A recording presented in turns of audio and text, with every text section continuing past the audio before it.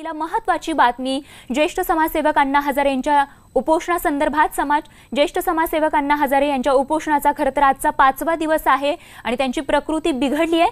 लोकपाल नियुक्ती, सर्व राज्यांमध्ये लोकायुक्तांची नेमणूक आणि स्वामीनाथन आयोगाची अंमलबजावणी आदी मागण्यांसाठी अण्णांचं हे उपोषण या ठिकाणी सुरू आहे। अण्णांच्या या मागण्यांकडे सरकार दुर्लक्ष करत असल्यानं संतप्त ग्रामस्थांनी या ठिकाणी रास्ता रोको आंदोलन केलं। तर अण्णांनी उपोषण मागे घ्यावं यासाठी जलसंपदा मंत्री गिरीश महाजन हे दुपारी साधारण 3च्या दरम्यान अण्णांची भेट घेणार असल्याचं कळतंय। यामध्ये ते अण्णांना उपोषण मागे घेण्याचं आवाहन करणार आहेत। तर अण्णा हजारेंच्या जीवाशी खेळू नका असं आवाहन शिवसेना पक्षप्रमुख उद्धव ठाकरे यांनी सरकारला केलंय। अण्णांच्या उपोषणाला पाठिंबा देत असल्याचं पत्रच उद्धव ठाकरेंनी सरकारला पाठवलंय। तर अण्णा हजारेंच्या उपोषणाचा आजचा 5वा दिवस आहे। जलसंपदा मंत्री गिरीश महाजन हे अण्णा हजारेंची भेट घेणार असल्याची सूत्रांची माहिती आहे। आज दुपारी साधारण 3 पर्यंत राळेगण सिद्धीत ते अण्णांची भेट घेण्यासाठी जाणार आहेत।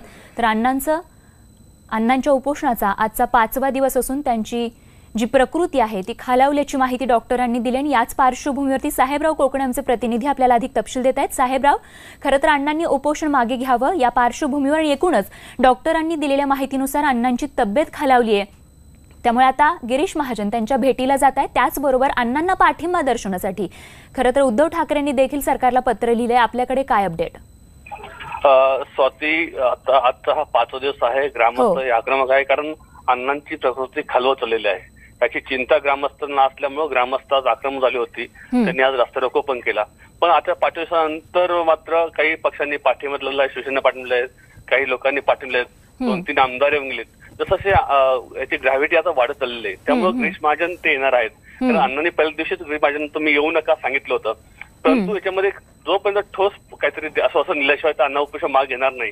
कारण आता याच्यामध्ये फरक असा पडलाय की 1971 सालचा जो कायदा आहे लोकपाल कमकुवत आहे, म्हणून 2013चा कायदा तुम्ही लागू करावा असे अण्णांची मागणी आहे। परंतु सरकारने मागच्या बैठकीमध्ये जो निर्णय घेतलेला आहे तर तो 1971च्या याच्यामध्ये माजी मुख्यमंत्र्यांची चौकशी करू शकता असं त्यांनी म्हटलेलं आहे। त्यामुळं आज नेमकी काय गिरीश महाजन घेऊन येतात, अण्णांची काय चर्चा होते याकडे लक्ष लागून असेल ती। अगदी साहेबराव, एकूणच त्यामुळे आता गिरीश महाजनांच्या या भेटीमधून काय साध्य होतं, अण्णांची भूमिका काय राहते हे पाहणं महत्त्वाचं ठरणार आहे। वेळोवेळी आपल्याकडून अपडेट घेत राहू। धन्यवाद या माहितीसाठी।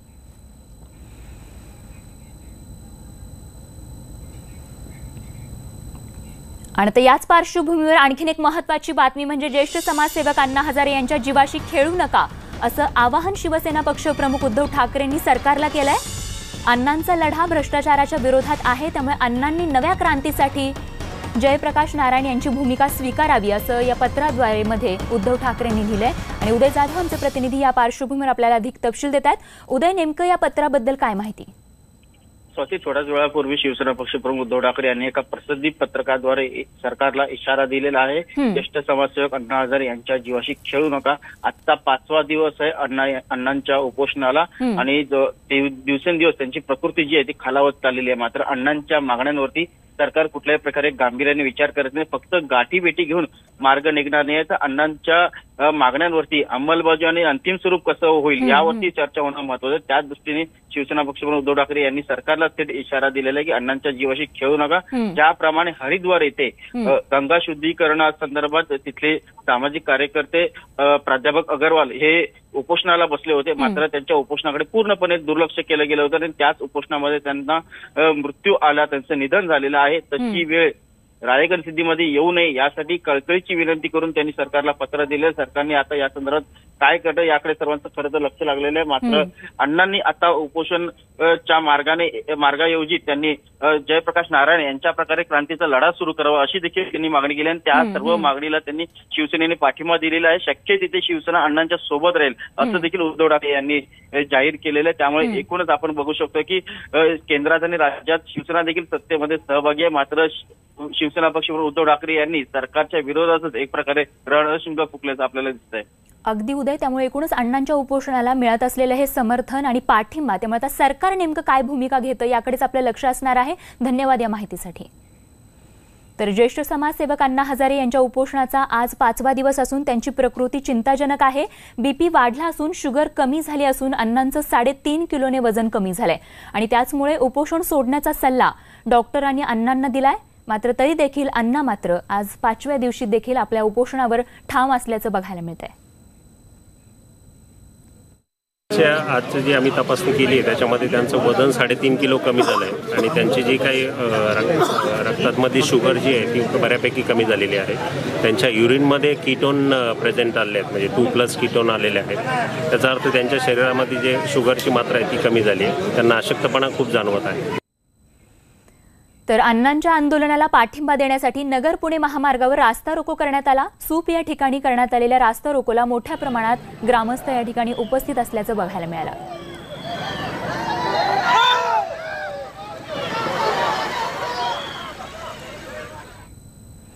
राष्ट्रवादी काँग्रेसचे प्रवक्ते नवाब मलिक यांनी अण्णा हजारे हे पैसे घेऊन उपोषण करतात असा आरोप केला होता आणि त्याचबाबत अण्णा हजारे यांच्या वतीनं बदनामी आणि फौजदारी कारवाईची कायदेशीर नोटीस नवाब मलिक यांना पाठवण्यात आली आहे।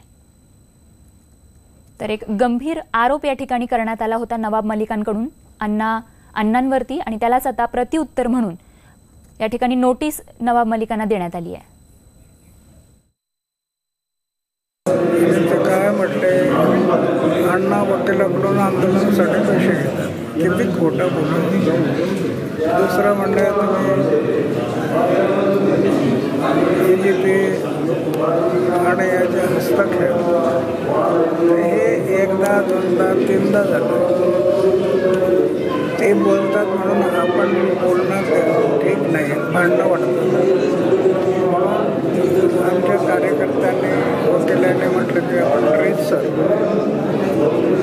न्यायव्यवस्था ही सर्वोच्च व्यवस्था आहे, अशी बदनामी अन्याय अत्याचार होत असेल तर न्यायालयात जाऊ म्हणून ते याचिका दाखल केली बदनामीची। आणि एकूणच अण्णांच्या उपोषणाचा आजचा 5वा दिवस आहे आणि गिरीश महाजन स्वतः आपल्या सोबत आहेत। ते भेट घेण्यासाठी दुपारी अण्णांची भेट घेण्यासाठी राळेगण सिद्धीला जाणार आहेत। महाजन सर, स्वागत आपलं न्यूज 18 लोकमतमध्ये। एकूणच आता आपल्याला नेमकं या भेटीतून साध्य काय करायचंय, आपली नेमकी भूमिका काय राहणार?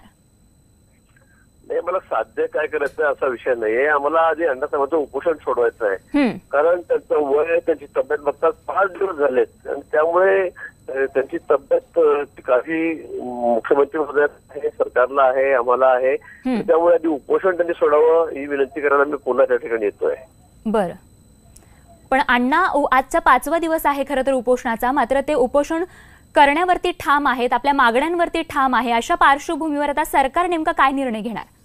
मागण्या म्हणजे आपण बघितलं असेल, अण्णांच्या ज्या सुरुवातीपासून मागण्या होत्या, स्वामिनाथन आयोग लागू करा, शेतकऱ्यांना 1.5 भाव द्या। आता आपण तो सुरू केला, राज्यभरामध्ये सगळे लाखो टन माल आपण त्या भावाने त्याच्याकडे खरेदी करतोय। अण्णांची दुसरी मागणी होती, जे मजूर आहेत, शेतमजूर आहेत, 60 वर्षाला ज्याच्याकडून काम होतंय त्यांना पेन्शन लागू करा। आपण आता या पार्लमेंटमध्ये पुरा बघितलं असेल, लोकसभेमध्ये बजेट सेशनमध्ये आपण 3,000 रुपये महिना मजुरांसाठी त्या ठिकाणी त्यांना पेन्शन देणार आहोत। एक जी योजना होती, म्हणजे अण्णांच्या ज्या ज्या काही मागण्या होत्या प्रमुख, त्या मला वाटतं जवळपास पूर्ण झालेल्या आहेत आणि म्हणून अण्णांना आमची विनंती आहे की त्यांनी उपोषण मागे घ्यावं। त्यांचा विषय लोकपाल लोकायुक्ताचा आहे। लोकायुक्ताच्या बाबतीमध्ये गेल्या आठवड्यामध्येच याच्यामध्ये मंत्रिमंडळाच्या बैठकीवर कॅबिनेटमध्ये निर्णय झालेला आहे। येत्या अधिवेशनामध्ये 25 अधिवेशन, त्या अधिवेशनामध्ये आम्ही त्या संदर्भातलं बिल आणतो आहोत। लोकपालच्या बाबतीमध्ये तर आपण सगळं सुप्रीम कोर्ट वगैरे त्यावर वाच करतोय आणि अगदी शेवटच्या टप्प्यामध्ये आम्ही सगळ्या नियुक्त्या केलेल्या चयन समितीच्या, निवड समितीच्या, त्याची नावं गेलेली आहेत।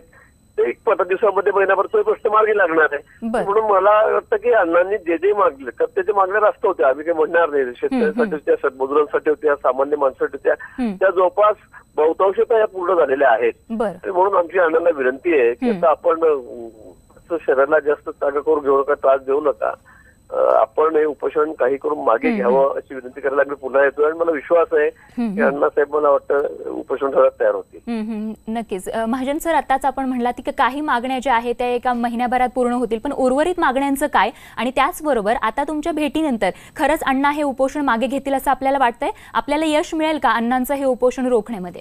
निश्चित कारण ते करावं लागेल, कारण त्याच्या तब्येतीला ते मानवणार नाहीये, त्याच्या वयाला ते मानवणार नाहीये आणि म्हणून मी डॉक्टरांशी सतत संपर्कात आहे. पण मला वाटतं की त्यांना आता हे अजिबात झेपवणार नाहीये, त्यांनी ते मागे घ्यावं अशी आमची विनंती आहे. त्यासाठी मी पुन्हा त्या ठिकाणी येतो. बरं महाजन सर, खूप खूप धन्यवाद आपल्या या प्रतिक्रियेसाठी. त्यामुळे एकूणच आता गिरीश महाजन अण्णा हजारेंना भेटायला जाणार आहेत. त्यामुळे या भेटीनंतर अण्णा आपलं उपोषण मागे घेतात का, की पुढची नेमकी दिशा त्यांच्या उपोषणाची काय होते हे पाहणं आता महत्त्वाचं ठरणार आहे. आणि आता बघत पुढची बातमी. लोअर परळ स्थानकावरील पुलाचं पाडकाम पश्चिम रेल्वेनं विक्रमी वेळेत पूर्ण केलंय. निर्धारित वेळेच्या 90 मिनिटं आधीच हे काम या ठिकाणी पूर्ण करण्यात आलंय.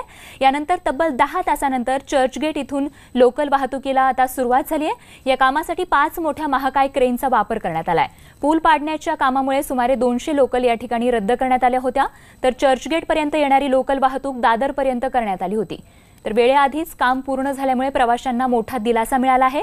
लोअर परळ स्थानकाजवळील पूल गंजल्याचं स्पष्ट झाल्यानं IIT सह रेल्वेच्या संयुक्त समितीनं देखील पूल धोकादायक स्थितीत असल्याचं सांगितलं होतं आणि त्याच पार्श्वभूमीवर या ठिकाणी या पुलाचं पाडकाम करण्यात आलं आहे.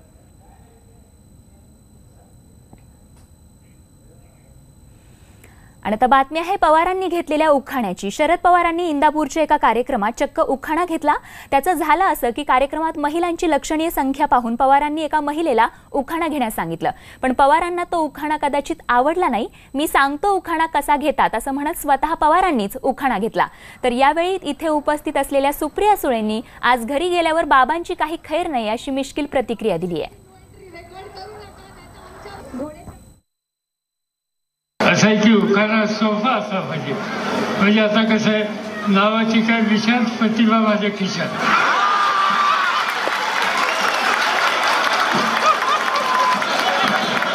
आज त्यांना घरात आमच्या आईची नो एंट्री रेकॉर्ड करू नका, नाही आमच्या वडिलांना बाहेरच झोपायला लागेल. आणि आता एक महत्त्वाची बातमी आपल्यापर्यंत येत आहे. भाजीपाल्याच्या दरात सातत्यानं घसरण होत असल्याचं चित्र बघायला मिळतंय. त्यामुळे एकूणच शेतकरी राजा हवालदिल झालाय. मेथीच्या भाजीला कवडीमोल भाव मिळत असल्यानं हवालदिल शेतकऱ्यानं चक्क आपल्या शेतामध्येच मेंढ्या सोडलेल्या आहेत. येवला तालुक्यातील पाटोदा इथली ही धक्कादायक घटना आपण पाहतोय. खरं तर मोठ्या कष्टानं पिकवलेलं हे पीक अशा प्रकारे मेंढ्यांना चरण्यासाठी या ठिकाणी सोडलं जात आहे. बब्बू शेख आमचे प्रतिनिधी अधिक तपशील देत आहेत. बब्बू, अतिशय खरं तर चिंताजनक अशी ही बातमी शेतकऱ्यांच्या दृष्टीनं. दौलतराव बोरणारे असे या शेतकऱ्याचे नाव आहे. येवला तालुक्यातील पाटोदा येथे त्याने 1 एकरात मेथीची भाजी लावलेली होती आणि जेव्हा तो काढायला गेला त्याने अर्धी भाजी जेव्हा बाजार समितीत घेऊन गेला तर त्याच्या भाजीला 1 ते 1.5 रुपया प्रति जोडी भाव मिळाला. त्याच्यात तो इतका हवालदिल झालाय का त्यातून वाहतूक खर्चही निघत नाही. उर्वरित भाजी जी होती शेतात होती त्याला मजुरी जे द्यायची होती त्या मजुरांना जे पैसे लागणार होते तेही त्यातून निघणार नव्हते, म्हणून त्याने निराश झालेल्या शेतकऱ्याने मेंढ्या सोडून आपला संताप व्यक्त केलेला आहे. अगदी बब्बू, धन्यवाद या माहितीसाठी. शेतकऱ्यांच्या खात्यावर 2,000 रुपयांचा पहिला हप्ता तातडीनं जमा करण्याच्या हालचालींना वेग आला असल्याचं कळतंय. शुक्रवारीच हंगामी केंद्रीय अर्थमंत्री पियुष गोयल यांनी बजेटमध्ये शेतकऱ्यांना पंतप्रधान शेतकरी सन्मान निधीच्या नावानं वार्षिक 6,000 रुपयांची मदत जाहीर केली आणि ही मदत आता शेतकऱ्यांच्या खात्यावर जमा करण्यासाठी हालचाली सुरू झाल्यात. ही योजना 1 डिसेंबर 2018 पासून लागू होणार आहे. तर या योजनेनुसार लोकसभा निवडणुकांआधीच शेतकऱ्यांच्या खात्यावर पहिल्या 2 टप्प्यांमध्ये 4,000 रुपये जमा होणार आहेत. आणि आता अहमदनगरमधून एक धक्कादायक बातमी आहे. अहमदनगर इथे माणुसकीला काळीमा फासणारी संवेदनहीनता दाखवणारी खरं तर या ठिकाणी घटना घडली आहे. नगर दौंड मार्गावर एका द्राक्षाची वाहतूक करणारा ट्रक या ठिकाणी उलटला आणि त्यानंतर चालक मदतीसाठी खरं तर याचना करत होता, पण इथे आलेल्या नागरिकांकडून चालकाला मदत करण्याऐवजी द्राक्षाचे डबे पळवण्यासाठी चुरस लागल्याचं बघायला मिळालं. हाताला लागतील तितके द्राक्षाचे डबे उचलून लोक या ठिकाणी पळत होते, मात्र मदतीसाठी याचना करणाऱ्या चालकाच्या मदतीला कोणीच गेलं नाही. पण द्राक्ष पळवण्यासाठी मात्र एकच झुंबड या नागरिकांची या ठिकाणी उडाल्याचं बघायला मिळालं. बघत पुढची बातमी. शिर्डीच्या संगमनेर तालुक्यात तब्बल 2 किलो गांजा पकडण्यात पोलिसांना यश आलंय. कारमध्ये गांजा घेऊन जात असताना पोलिसांनी पाठलाग केला या कारचा आणि गाडीसह 30 लाखांचा मुद्देमाल या ठिकाणी जप्त केला. यामध्ये पोलिसांनी एकाला ताब्यातही घेतलंय.